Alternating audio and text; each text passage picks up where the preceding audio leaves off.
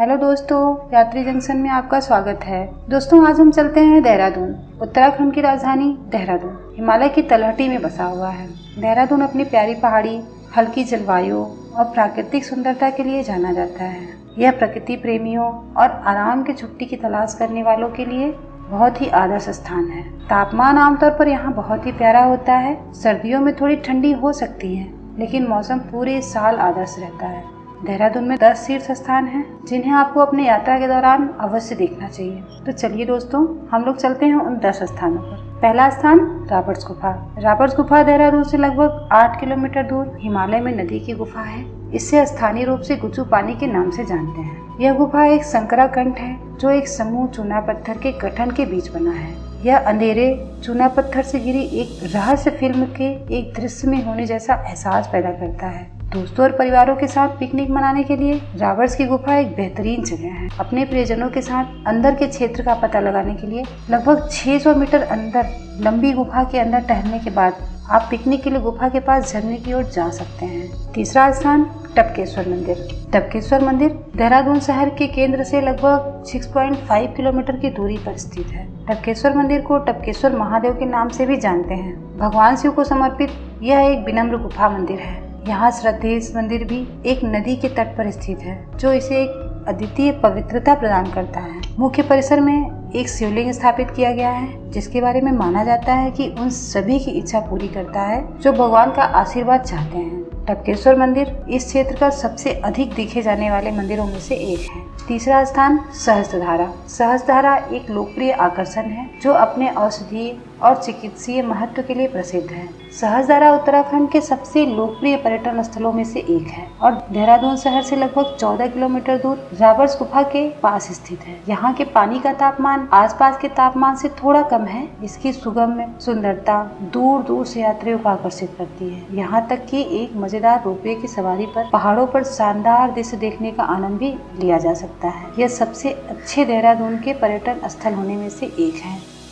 चौथा स्थान Malsi deer park. Malsi deer park Dehradun में शिवालिक रेंज के आधार पर स्थित है। यह प्रकृति प्रेमियों के लिए एक स्वर्ग है। इस जगह की सुंदरता, समृद्धि, वनस्पतियों और जीवों द्वारा उजागर की जाती है। व्यस्त शहर के जीवन से आराम करने के लिए और अलग होने के लिए यह पार्क एक महान बिंदु है।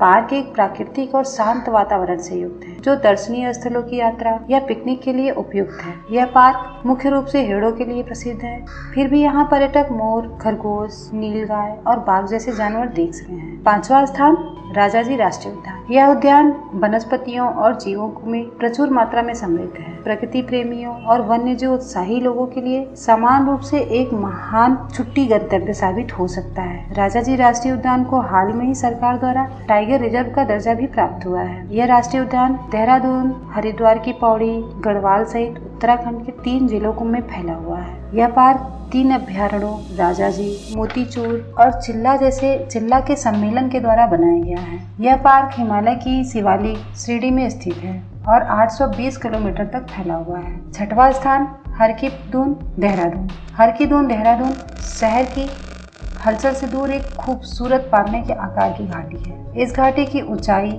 समुद्र तल से लगभग 3566 मीटर है। यह स्थान पर्यटकों के लिए ट्रैकिंग भ्रमण की अधिकता प्रदान करता है। हरकी-दून घाटी को देवताओं की घाटी के रूप में भी जानते हैं। सातवां स्थान fun valley. Fun valley Dehradun में स्थित फन वैली परिवार और दोस्तों के साथ जाने का एक आदर्श जगह है। आप यहाँ पूरे दिन उत्साहपूर्ण ढंग से बिता सकते हैं। फन वैली एक विशाल आंतरिक परिसर, बहुव्यंजन रेस्तरां, रोमांचकारी सवारी और आवास स्थान है। इसमें शानदार वाटर पार्क, डीलक्स कमरे भी शामिल हैं। फन वैली में हाल में ही के दिनों में पर्यटकों की भारी संख्या देखने को मिली है। यहाँ सम्मेलन कक्ष, पार्टी हॉल और शानदार कॉटेज की सुविधाएं भी आपको मिल जाएंगी। आठवां स्थान तपोवन मंदिर। तपोवन मंदिर एक पवित्र स्थान है, जो देहरादून शहर से लगभग 5 किलोमीटर की दूरी पर गंगा नदी के तट पर स्थित है। यह मंदिर चारों तरफ से हरियाली से घिरा हुआ है। तपोवन मंदिर आने वाले पर्यटकों को यहाँ शांत वातावरण में अपने मन को शांति प्राप्त होती है, जैसा कि इसके नाम से ही स्पष्ट है। 9वां स्थान जोनल म्यूजियम। जोनल म्यूजियम मानव जाति की उत्पत्ति, विकास और जीविका से संबंधित कलाकृतियों और संग्रह के लिए लोगों के बीच बहुत ही लोकप्रिय है। देहरादून का यह म्यूजियम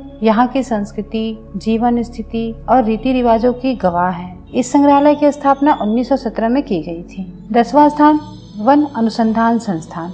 वर्ष 1906 में स्थापित वन अनुसंधान संस्थान 4.5 वर्ग किलोमीटर में फैला हुआ है। इसकी वास्तुकला की एक भव्य औपनिवेशिक और ग्रीको रोमन शैली है। यह संस्थान 450 हेक्टेयर के क्षेत्र में फैले हरे भरे परिदृश्य पर बनाया गया है।